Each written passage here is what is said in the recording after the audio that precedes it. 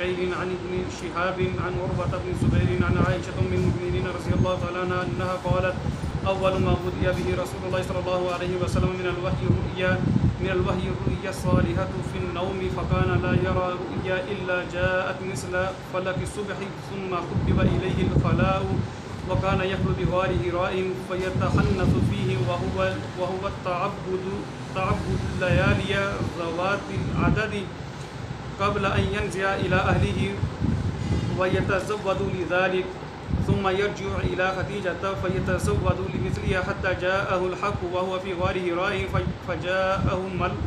فجاءه الملك فقال: اقرأ. قال: ما أنا بقارئ. قال: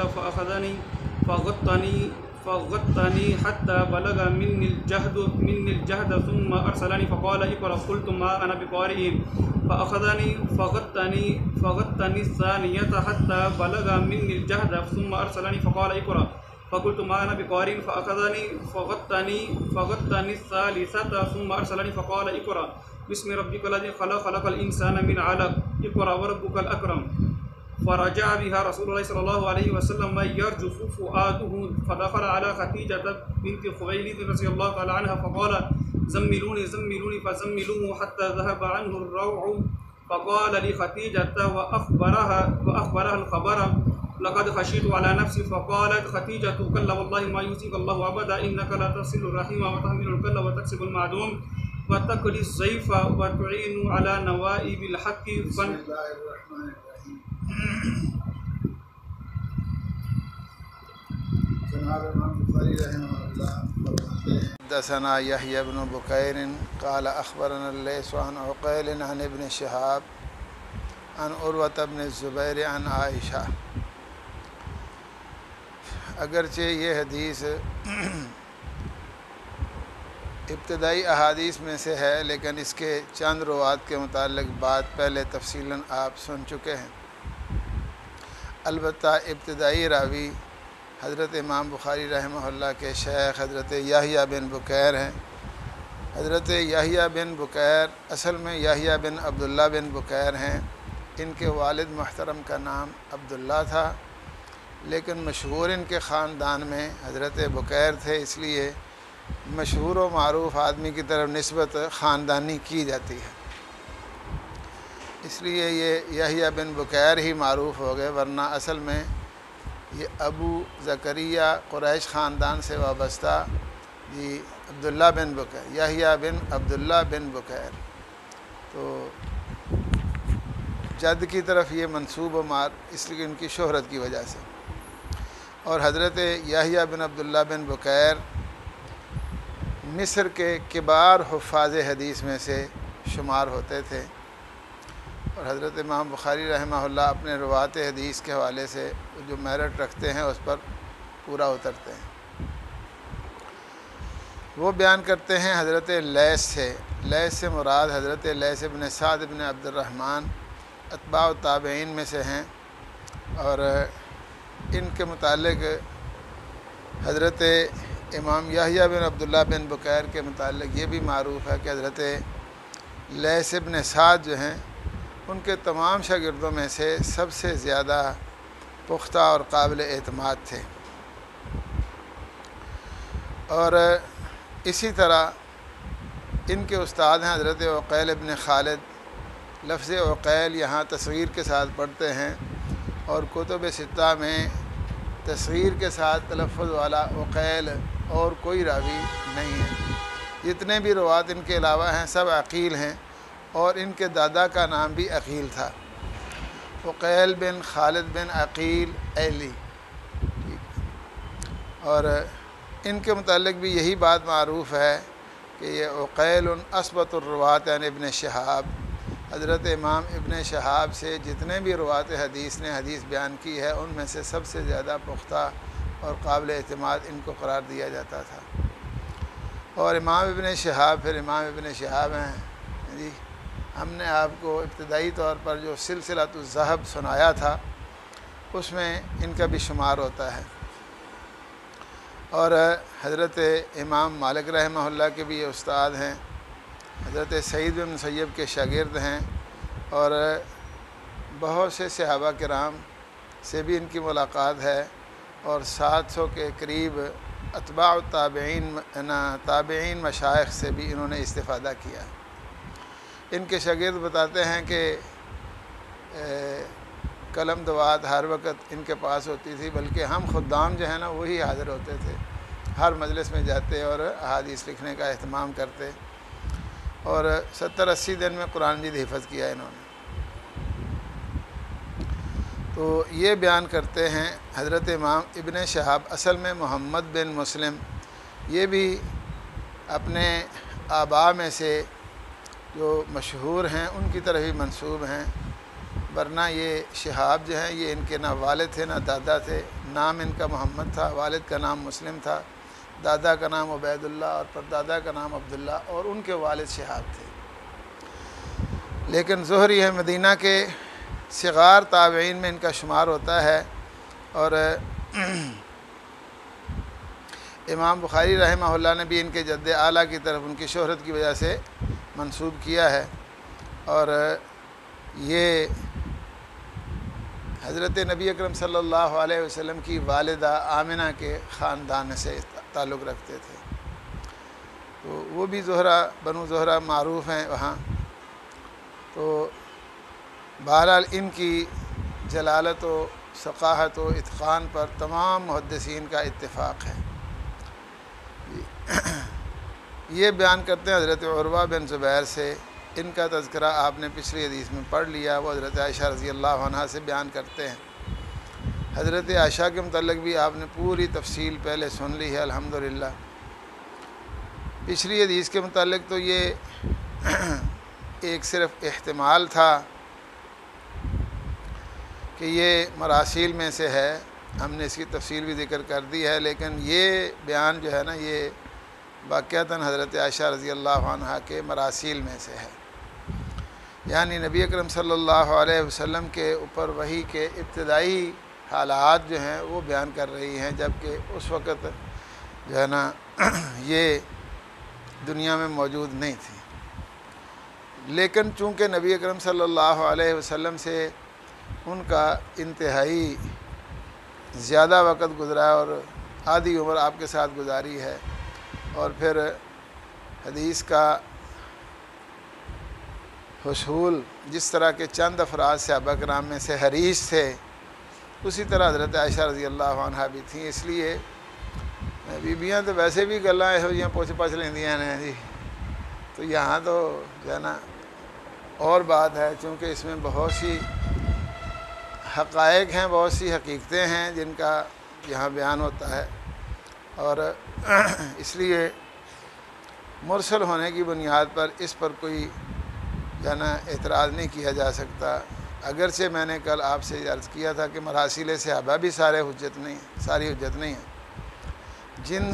جنہوں نے نبی اکرم صلی اللہ علیہ وسلم سے سن تمییز میں ملاقات کی ہے اور واقعتاً آپ سے کوئی سمجھا اور سیکھا اور آگے سکھانے کی اہلیت تھی، صرف ان کی ہی مراسیل معتبر ہیں۔ تو حضرت عائشہ رضی اللہ عنہا تو اپنی نبی اکرم صلی اللہ علیہ وسلم کے ساتھ تعلق و رشتہ کی بنیاد پر اور آپ کے ساتھ کی وجہ سے تو کبار صحابہ کرام سے بھی آگے تھیں، ٹھیک ہے۔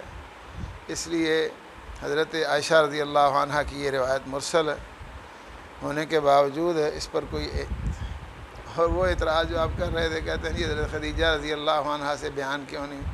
حضرت خدیجہ نبی اکرم صلی اللہ علیہ وسلم کی حیات میں وفات پا جانے والی شخصیت ہیں، اور نبی اکرم صلی اللہ علیہ وسلم کی زندگی میں وفات پانے والے صحابہ کرام سے روایات جو ہے نا وہ مذکور نہیں ہوتی۔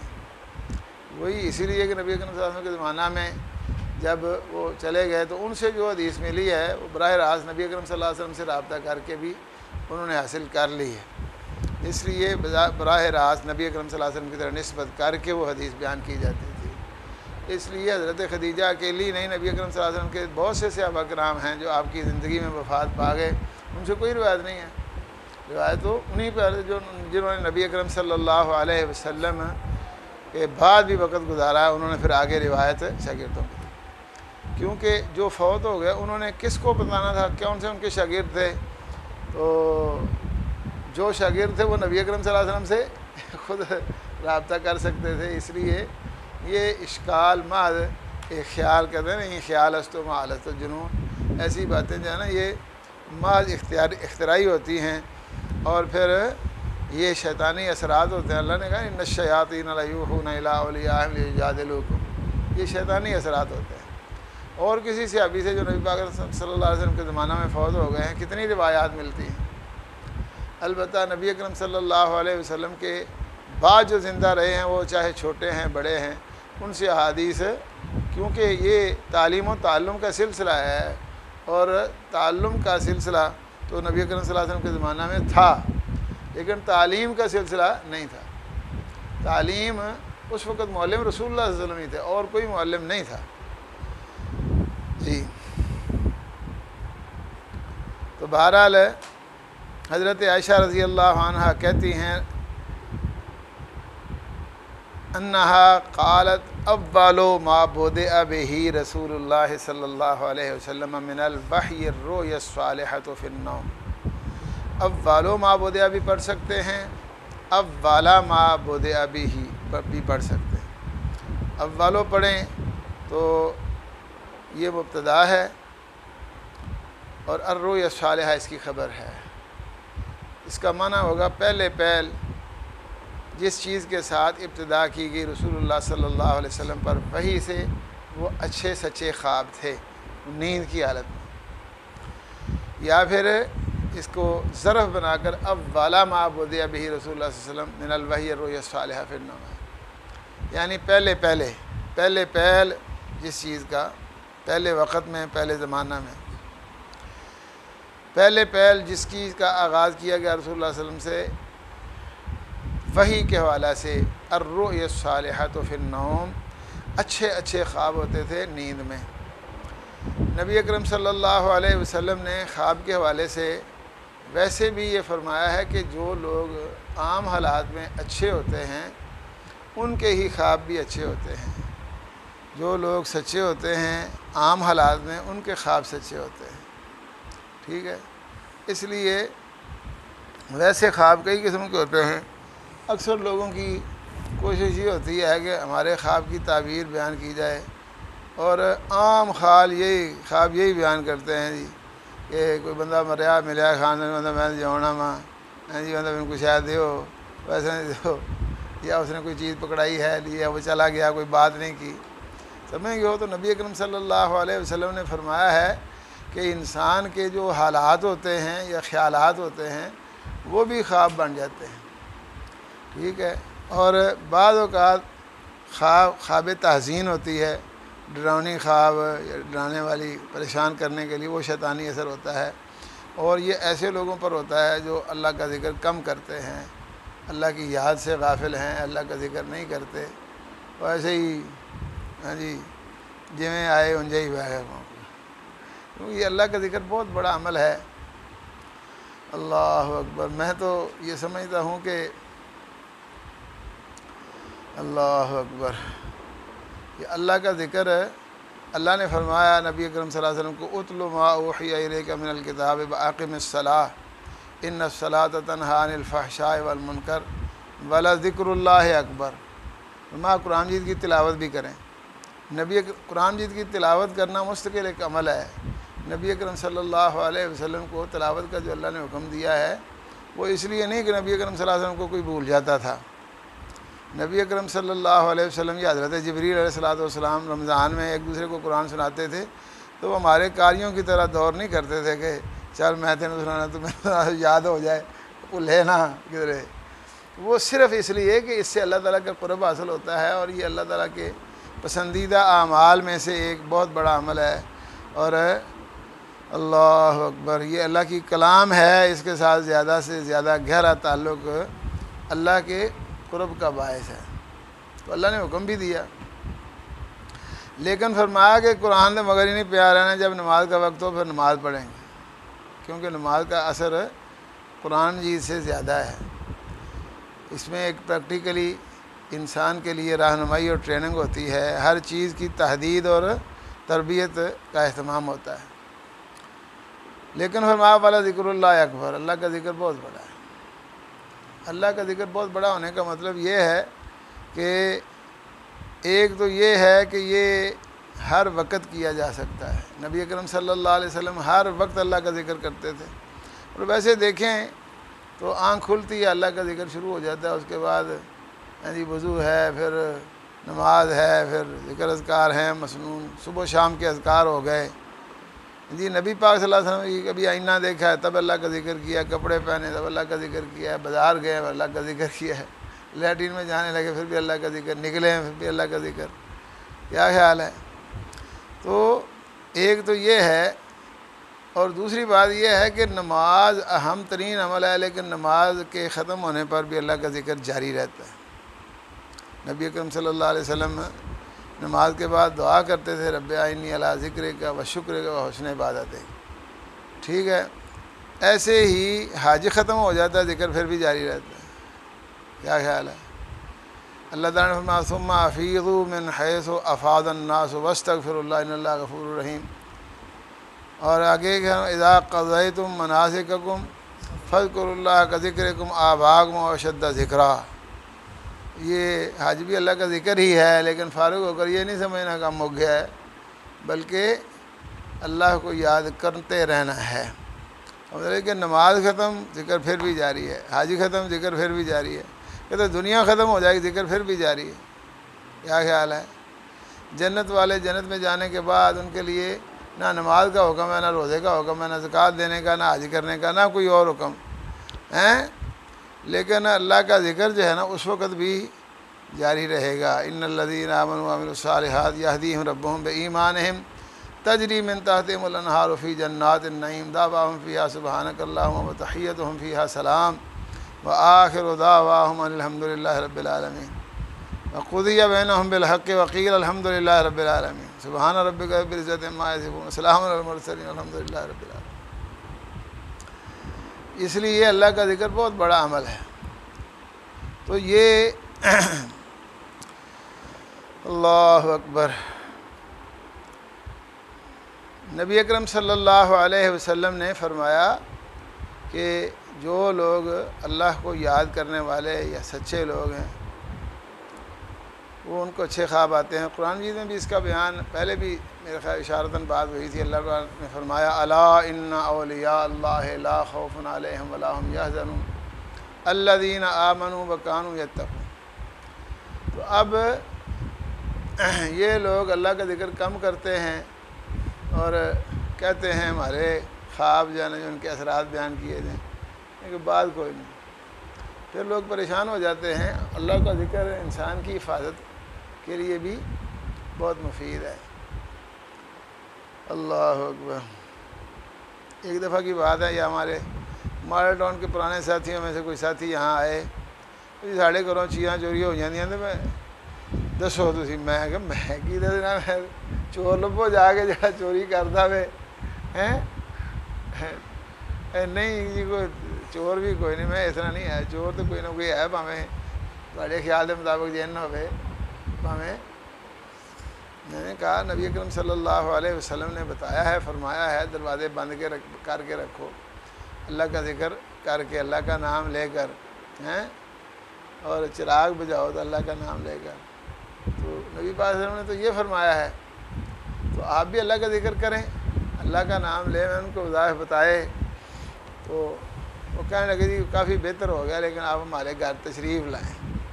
میں ہوتے آگے کی کرنا ہے، میں تو پھر اس بعد آ جانا چاہتے گھر اپنا من دے چھڑو جی، میں اتنے ہی رہا جی، تسی کو رہائش بدل لو لیکن اصرار کیا انہوں نے، میں چلا گیا، یہ بچی ہماری حافظہ ہے، یہ فلانی ہے، یہ فلانی ہے، یہ وہ مسئلہ یہ وہ۔ میں ابھی سارے سچ بولنا ہے، جو میں پوچھوں مجھے بتانا ہے، صحیح صحیح بتانا ہے۔ اللہ اکبر۔ وہ 5-4 بچے تھے ان کے، 5-6 بلکہ۔ تو میں کہ بھائی کبھی آپ نے گھر میں داخل ہوتے وقت اللہ کا ذکر کیا ہے؟ سارے بیوی بھی نال بیٹھی، بندہ بھی نال، کرنے لگے نہیں سچ بولنا نہیں۔ میں نے کہا پھر کھانا کھاتے وقت، ادھر بھی جواب نفی میں تھا، لیٹرین میں جاتے وقت سون لگے ہیں،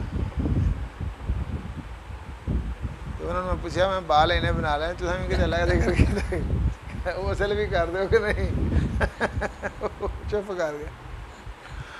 میں وہ شیطان تو پہلے دن نال تو لا لیا ہوں جڑا جی. اللہ اکبر. تو یہ نبی اکرم صلی اللہ علیہ وسلم نے فرمایا ہے کہ شیطان کو اللہ کے ذکر سے بڑی نفرت ہے. اللہ کا ذکر کیا جائے تو وہ بھاگ جاتا ہے. ویسے انسان کے دل پر گوٹھ مار کے بیٹھتا ہے کہ اتھوں انہیں قابو ہونا ہے. کیونکہ رسول اللہ صلی اللہ علیہ وسلم نے فرمایا جسم میں ایک ٹکڑا ہے اگر وہ ٹھیک ہو تو سب کچھ ٹھیک ہوتا ہے, اگر وہ خراب ہوگا سب کچھ خراب ہو سکتا ہے. لیکن اذا ذکر اسم اللہ خانہ سا, اللہ کا ذکر کیا جائے تو بھاگ جائے. اور واقعات میں نے محسوس کیا ہے کئی دفعہ جب ایسے ہوئے ہیں مکالمے ہوئے جنوں کے ساتھ یا بات چیت ہوئی یا سامنے آئے تو وہ واقعات ان کو اللہ کے ذکر سے بہت ہی زیادہ تکلیف ہوتی ہے. جویں خیر وجدا ہے نا اس طرح کر کے تکلیف ہوتی سمجھ گو. اللہ اکبر. ایک دفعہ مجھے ہمارے یہاں قریبی ساتھی ہیں, ویسے کئی دفعہ ایسا ہوا ہے اور کئی افراد سے کئی دفعہ دعوت دی, مسلمان بھی ہوئے, لیکن وہ ہمارے قریبی ہیں بالکل. تو وہ آئے, پڑھا رہا تھا, میں کہ میں پڑھا کے آنا. تو وہ پھر آ گیا دوبارہ. تو بچی ادھر میکے آئی ہوئی تھی, وہ ویکھیا سال جب گئے نا ادھر پھڑیا ادھر پھڑیا, لتاں باواں پھڑیاں, وہ اینج کریے کرے. وہ خیر میں نے تھوڑا سا دم کیا, پھک لیا. میں کی گل ہے بھائی, وہ ایڈا شیطان بھائی مان آیا یہ ساڈے گھر رہندی ہے تے یہ گندی بن کے رہندی ہے, یہ آخو جو اتنے رہنا ہے میک اپ کر کے رہے. تیری ایسی کی تیسی بئی مانا تھوڑا گھر کتوں آ گیا, وہ یہاں کا گھر ہے جی. اللہ پہلے تو 2-4 منٹ گلاں کرتا رہا, پھر جیسے ذکر کیتا اللہ پاک دا تو میں کہ اللہ اکبر نہ کرو. اللہ اکبر. تو اللہ کا ذکر بہت بڑا عمل ہے, اس لیے اسی میں ہے اللہ نبی شیطانی اثرات یا شیطانی ڈرونے خواب اللہ کا ذکر نہ کرنے والے لوگوں کو ایسے ہوتے ہیں. اللہ ہاں جی ہاں جی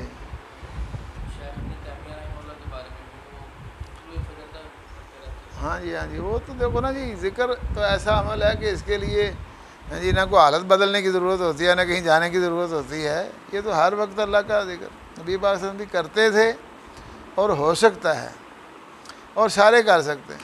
جن کو کچھ بھی نہیں آتا وہ بھی آسان بھی ہے. اللہ کا ذکر سب سے آسان کام ہے. اس شخص نے کہا نا نبی اکرم صلی اللہ علیہ وسلم کو کہ میں ابھی مسلمان ہوا, میں نے آخر جی نماز بھی پڑھنی تھی, میں نے تو آدھی کوئی نہیں. سبحان اللہ آدھے نا, سبحان اللہ الحمدللہ لا الہ الا اللہ. تو یہ انتہائی آسان کام بھی ہے اور سب سے بڑا عمل بھی ہے اور سب سے مفید بھی ہے.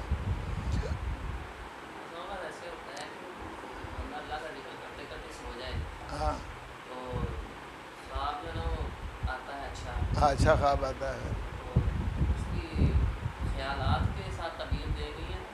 نہیں وہ تو تل کا عاجل بشر المومن, ان کا الا ان اولیاء اللہ لا خوف علیہم ولا هم يحزنون الذین آمنوا وكانوا يتقون. اب امام بخاری رحمہ اللہ کے بعد خواب بیان ہوئے ہیں نا, کئی لوگوں نے خواب, لیکن ایسے ہی نہیں خواب یہ جی. اللہ پاک نے فرمایا ہے لہم البشریٰ فی الحیات الدنیا و فی الآخرہ. اس لیے امام بخاری رحمہ اللہ نے جو کام کیا وہ بھی اپنی جگہ. اس کے ساتھ ساتھ ہمیں تو وقت ہی نہیں نا ملتا اب حضرت امام بخاری رحمہ اللہ کے متعلق قرآن مجید پڑھنے کا. اب تفصیلی بیان دیکھیں نا جی. حالانکہ رات کو نماز تراویح میں 1 مرتبہ قرآن مجید وہ مہینے میں پڑھتے ہیں, لیکن اس کے علاوہ رات کے وقت اللہ اکبر 10 پارے قرآن مجید کی تلاوت رات کو کرنا. ان کو کہڑا کو بھولتا سی ماشاء اللہ ہیں پانی دی طرح جی. اور پھر دن کے وقت روزے کی حالت میں پورا قرآن مجید پڑھنا ہیں جی. حضرت استاد محترم شیخ الکل فی الکل جناب حافظ محمد صاحب گندلوی رحمہ اللہ فرمانے لگے کہ امام بخاری اتنا قرآن مجید پڑھتے تھے. تو میں جب میں بھی ویکھا کنا کو پڑھ سکنا, وہ 27 مرتبہ قرآن مجید پڑھا کرتے ہیں جی۔ تو ہم نے سنا چلو ہم جو ہے نا جی تو کوشش کریں تو 15 مرتبہ پڑھنے میں کامیاب ہوئے، اس سے زیادہ نہیں مجھ سے پڑھا گیا۔ ایک دن میں نہیں، ایک مہینے میں 15 پارے ایک دن میں 15 پارے پڑھے، پورا مہینہ میں تو اللہ اکبر۔ لیکن اب تو ہم سے یہ بھی نہیں ہو سکتا، اب یہ بھی نہیں ہو سکتا، مصروفیت ایسی ہے، حالات ایسے ہیں، کوئی ہے نا اپنے واجبات و فرائض ایسے ہیں کہ اب چلو ہم سمجھتے ہیں ہم اللہ کی راہ میں ہیں، اللہ تعالیٰ قبول کر لے تو ٹھیک ہے، ورنہ یہ جو مزہ ہے نا خلوت و ایسی عبادات کا، یہ اپنا ہی ہے۔ اللہ اکبر۔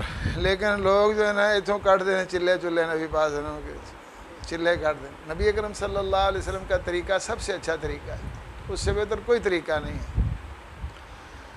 اللہ اکبر۔ تو بہرحال حضرت عائشہ کہتی ہیں اول ما بدأ بہ رسول اللہ صلی اللہ علیہ وسلم، یا اول ما بدأ بہ، پہل جس چیز کا آغاز کیا گیا رسول اللہ صلی اللہ علیہ وسلم کے ساتھ، من الوحی، وحی سے، وحی کی قسمیں اور وحی کی صورتیں بیان کرتے ہوئے آپ یہ سن چکے ہیں کہ خواب بھی ایک انبیاء کا خواب وحی بھی بن جاتا ہے۔ تو بات تو اطلاع کی ہی ہے، وہ اللہ تعالیٰ کی طرف سے ہو، چاہے نیند کی حالت میں ہو جائے۔ ایسے خواب جو اللہ تعالیٰ کی طرف سے اطلاع ہوتے ہیں وہ خاص بندوں کے لیے ہوتے ہیں اور پھر ان کو یاد بھی رہتے ہیں۔ کئی لوگ اگر بتاتے ہیں جی ہمیں خواب آتا ہے تو وہ جو ہے نا بھول جاتا ہے۔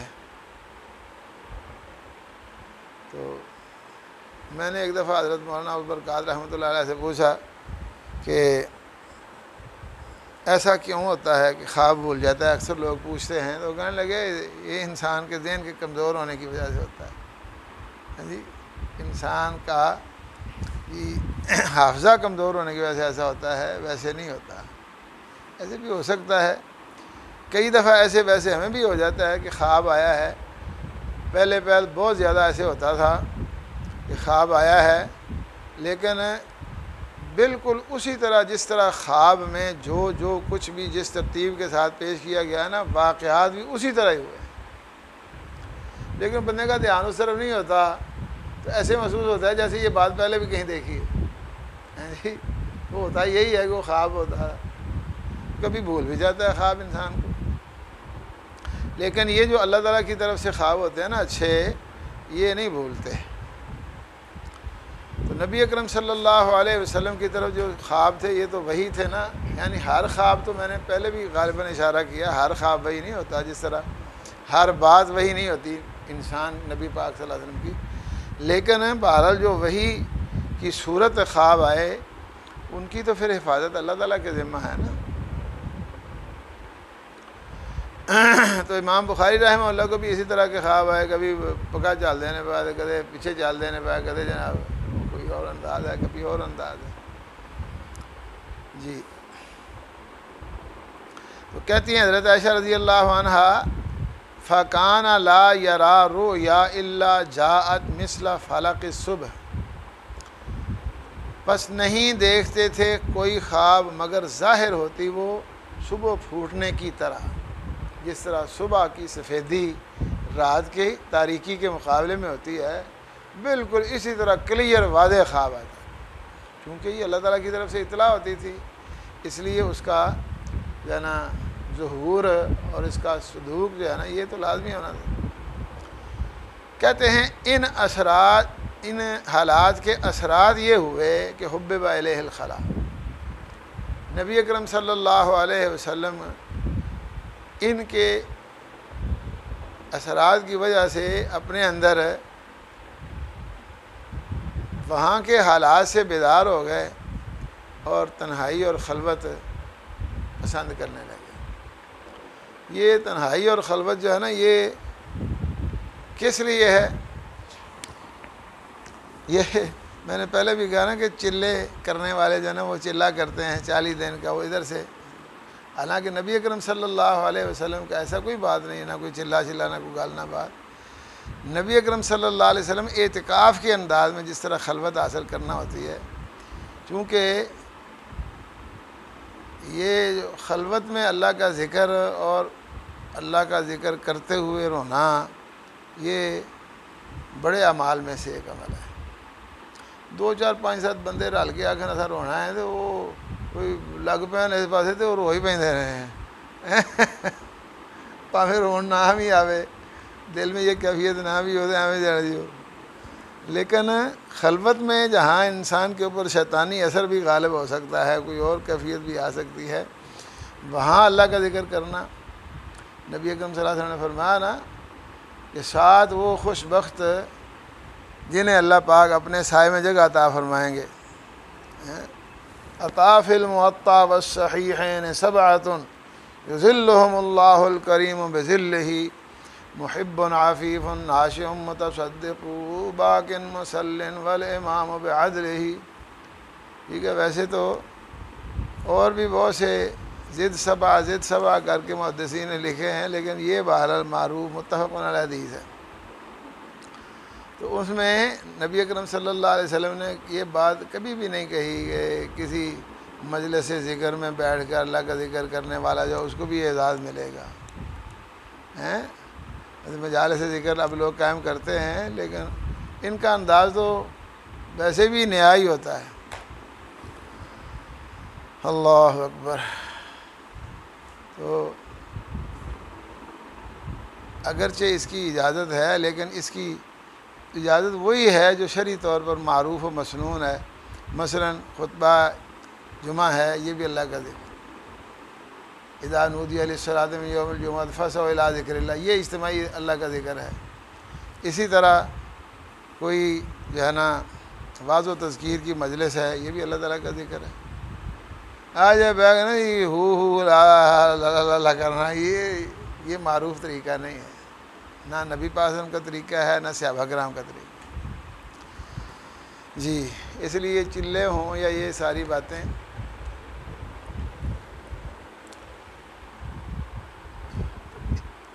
اور یہ خلوت جو ہے نا، رجل ذکر اللہ خالیا ففاضت عینہ، پہلا حکم بھی اللہ تعالیٰ نے نبی اکرم صلی اللہ علیہ وسلم کو یہی دیا، یا ایھا المزمل قم اللیل الا قلیلا نصفہ او انقص منہ قلیلا او زد علیہ ورتل القرآن ترتیلا انا سنلقی علیک قولا ثقیلا ان ناشئۃ اللیل اشد وطئا واقوم قیلا ان لک فی النہار سبحا طویلا۔ اللہ پاک کیا کہتے ہیں؟ دن میں آپ کی مصروفیت بہت زیادہ ہے۔ نبی پاک صلی اللہ علیہ وسلم نے کہا کہ آپ تیرتے ہیں دن میں، یعنی بڑی ایکٹیو زندگی گزارتے ہیں، لوگوں کے ساتھ رابطہ ہے، حالانکہ آپ کا تو دن گزرتا ہے تو کسی عام آدمی خاص آدمی سے رابطہ کر کے اللہ کی طرف دعوت ہی دینا۔ جب اللہ نے داعی اللہ بنا دیا، یا ایھا النبی انا ارسلناک شاہدا ومبشرا ونذیرا وداعیا الی اللہ بإذنہ، تو آپ کا یہی کام تھا۔ لیکن اس کے باوجود اللہ پاک نے فرمایا ان لک فی النہار سبحا طویلا، دن کے وقت آپ کی مصروفیت بڑھ جاتی ہے، اور جس انداز میں دھیان ہونا چاہیے اس انداز میں نہیں ہوتا۔ اس لیے وذکر اسم ربک وتبتل الیہ تبتیلا۔ دوسرے مقام پر کیا فرمایا ہے؟ اللہ اکبر اللہ اکبر اللہ اکبر۔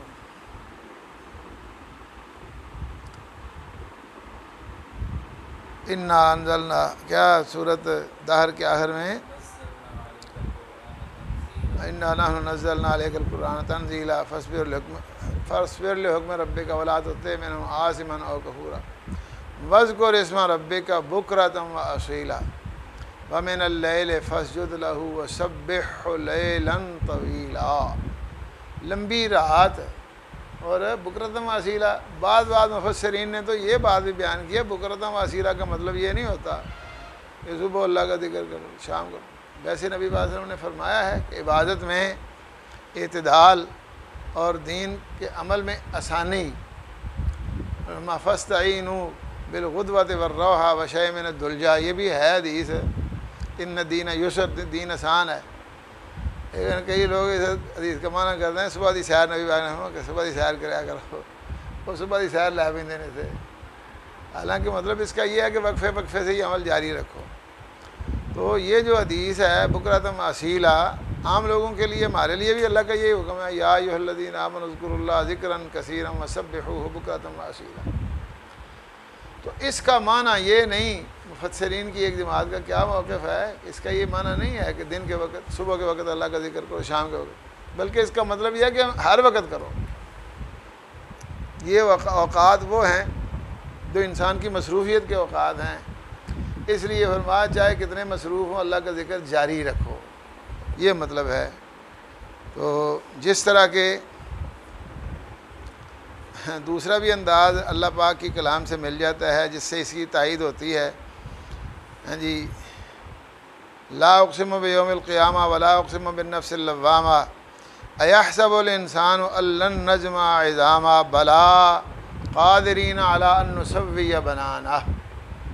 اس کا معنی کہ ہم قادر ہیں، کیوں نہیں ہم قادر ہیں اس کے پورے ٹھیک کرنے پر۔ اب پورے ٹھیک کرنے پر قادر ہونے کا مطلب یہ نہیں کسی پوٹے بنا سکنے ہیں، بس باقی نہیں بنا سکتے۔ پورے چونکہ آخر میں ہوتے ہیں، یہ انسان کی تکمیل ہے۔ ہمارے پورے لگے ایتھے ہیں ایتھے، لیکن لگے ایتھوں لے کے جانا نظام ہے نا اس کے ساتھ۔ اس کا مطلب یہ نہیں ہے کہ ہم پورے بنا سکتے ہیں، بلکہ اس کا مطلب یہ ہے کہ ہم سارا انسان بنا سکتے ہیں۔ اسی طرح بکرۃ واسیلا کا مطلب یہ نہیں ہوتا کہ بس جو ہے سویرے کو 2-4 باری کر لو، شام کو کر لو، جو ہو گیا کام۔ اللہ اکبر۔ بہرحال نبی اکرم صلی اللہ علیہ وسلم کو اللہ تعالیٰ نے ویسے بھی حکم دیا تھا وَاذْكُرِ اسْمَ رَبِّكَ وَتَبَتَّلْ إِلَيْهِ تَبْتِيلًا۔ تو اس سے پہلے بھی نبی پاک صلی اللہ علیہ وسلم نے خلوت نشینی اور اعتکاف کی صورت اختیار کی۔ ثم حبب الیہ الخلاء، پھر محبوب کر دیا گیا قدرتی طور پر نبی پاک صلی اللہ علیہ وسلم کی طرف یہ علیحدگی اور خلوت پسندی۔ وَكَانَ يَخْلُو بِغَارِ حِرَا، پھر نبی پاک صلی اللہ علیہ وسلم الگ تھلگ ہو جاتے تھے غار حرا میں جا کر۔ غار معروف ہے پہاڑ کا خالی حصہ جس میں انسان جا آ سکتا ہو۔ حرا یہ مکہ کے باہر، مکہ کے مرکز سے 3 میل کے فاصلے پر یہ پہاڑ ہے۔ اللہ اکبر، معروف ہے ماشاءاللہ، آپ حضرات نے تو دیکھا ہے بار بار۔ ہاں جی، ہم بھی وہاں گئے تھے، جب پہلی مرتبہ گئے نا، سب سے پہلے میں پہنچا، ہمارے قافلے کے جتنے بھی افراد تھے نا جی، ان سب سے پہلے میں وہاں پہنچ گیا۔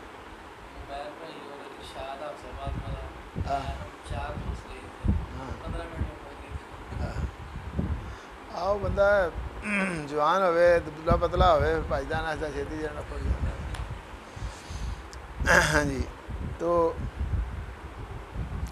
نبی اکرم صلی اللہ علیہ وسلم، حالانکہ خلوت وہاں بھی ہو سکتی تھی خلوت، لیکن آپ صلی اللہ علیہ وسلم مکمل طور پر یکسوئی اور جیسے اعتکاف کی کیفیت ہوتی ہے، اس لیے غار حرا میں، لفظ حرا غیر منصرف بھی پڑھ